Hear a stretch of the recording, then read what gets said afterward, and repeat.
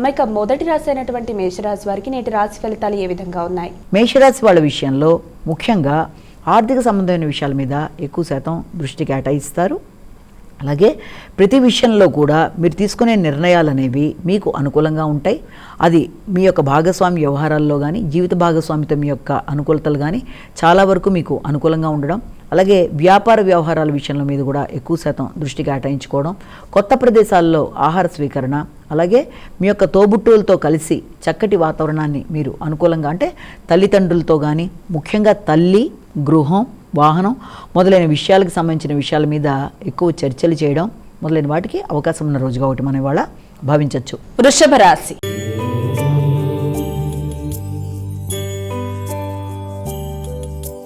అమ్మాయిక వృషభ రాశి వారికి నేటి రాశి ఫలాలు ఎలా ఉన్నాయి? ఈ యొక్క వృషభ రాశి వాళ్ళకి మీ మీద మీకు నమ్మకం పెరుగుతుంది, అలాగే ఆలోచనలు అనుకూలంగా ఉంటాయి, మీ యొక్క తోబుట్టువుల యొక్క సహకారం బాగుంటుంది, అలాగే దాంతోపాటుగా కొత్త ప్రదేశాలకు వెళ్ళడానికి ఎక్కువ ఆసక్తి చూపిస్తారు.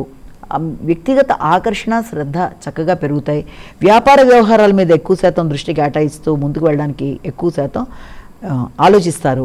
ఆర్థిక విషయాలు అనుకూలంగా ఉంటాయి. మిథున రాశి.